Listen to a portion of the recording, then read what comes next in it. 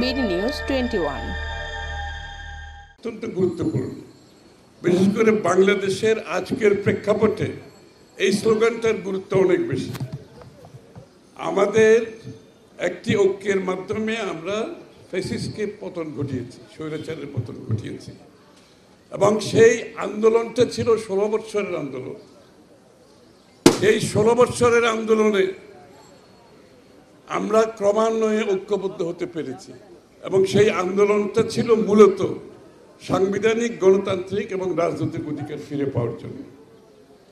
আমরা কিন্তু সেই জায়গায় এখনো যেতে পারি নাই।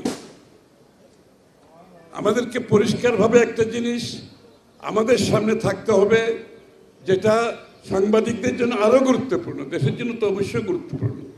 বাংলাদেশে যতদিন গণতন্ত্র আপনি পুনঃপ্রবর্তন করতে পারবেন না, মিডিয়া তার ভূমিকা সঠিকভাবে পালন করতে পারবে না।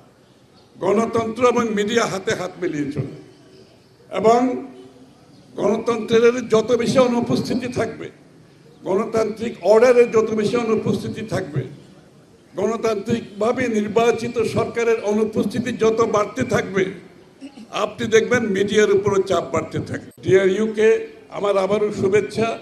আমরা ডিআরইউ আমাদের হৃদয়ে আছে, আমাদের আন্দোলনে ছিল, আমাদের সাথে ছিল।